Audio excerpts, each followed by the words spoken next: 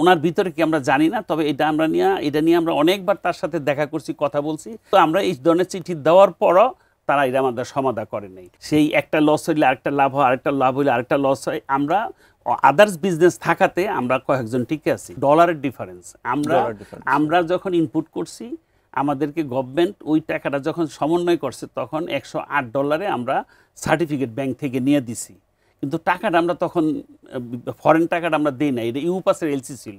তো যখন টাকাটা দিছি তখন ছিল ধরেন ডলারের দাম ছিল 122 টাকা, 123 টাকা তখন। তো 122 টাকা হিসাবে দিছি। তো এই যে 108 টাকায় গভর্নমেন্ট পেমেন্ট দিছে, তো 122 টাকা যে আমরা পেমেন্ট দিছি, তো ডিফারেন্স টাকাটা তো দিবে। তো সেটা বলতেছে দিবে, বাট এখন পর্যন্ত দিচ্ছে না। এখানে আমাদের একটা বিশাল সমস্যা হচ্ছে। আচ্ছা, মানে সরকার আসলে এখানে কি যুক্তি দেখাচ্ছে, এখানে জটিলতাটা কোথায়? মানে আপনারা এটা তো আপনারা তো পাবেন, তো এটা তো আপনাকে দিতে হবে, এটা না দিলে তো আপনি না, এটা তো অবশ্যই দিতে হবে। এটা কেন দিবে না? আমার ব্যাংকের ইন্টারেস্টটা কাইটে নিয়ে গেছে, ব্যাংকে আমার দিতে হইতেছে। আমি ব্যাংকের স্লিপ আই না, ব্যাংক থেকে সার্টিফিকেট আই না, আমি মিনিস্ট্রিতে সাবমিট করছি, বিল সাবমিট করছি। তো এখন এটা বর্তমান সচিব মহোদয় এটা ওনার গাফিলতিতে বা উনি মনে করতেছে পরে দিব, বা ওনার ভিতরে কি আমরা জানি না, তবে এটা নিয়ে আমরা অনেকবার তার সাথে দেখা করছি, কথা বলছি। সে আশ্বাস দিছে, কিন্তু ফাইনালি আমাদের টাকাটা দিচ্ছে না। এখানে আমাদের একটা জটিলতা রয়ে গেছে।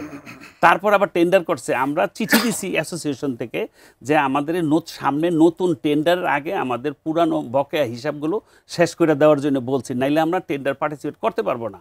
কিন্তু আমরা এই ধরনের চিঠি দেওয়ার পরও তারা এটা আমাদের সমাধান করে নেই, না কইটা টেন্ডার দিছে। তারপরে যেহেতু টেন্ডারে আমরা সবসময় পার্টিসিপেট করি, আমাদের একটা ব্যবসা এবং গভর্নমেন্টকে সহযোগিতা করতে হবে, নাইলে গভর্নমেন্ট মনে করবে এই ইন্টেরিয়ার গভর্নমেন্ট মনে করবে আমরা গভর্নমেন্টের সহযোগিতা করলাম না।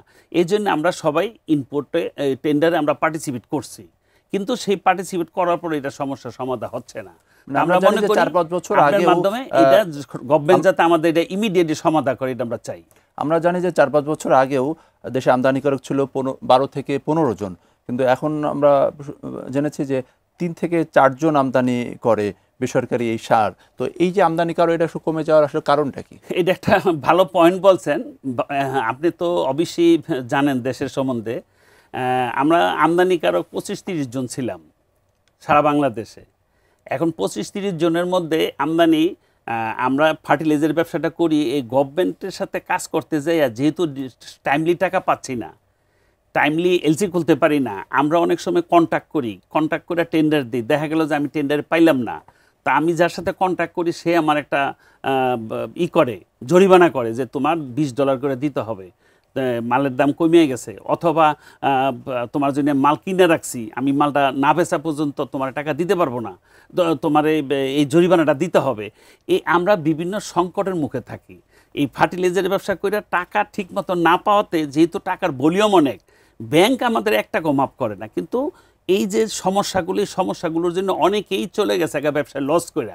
আর আমরা যারা আছি, আমাদের আদার বিজনেস আছে, সেই একটা লস হইলে আরেকটা লাভ হয়, আরেকটা লাভ হইলে আরেকটা লস হয়। আমরা আদার্স বিজনেস থাকাতে আমরা কয়েকজন টিকে আছি।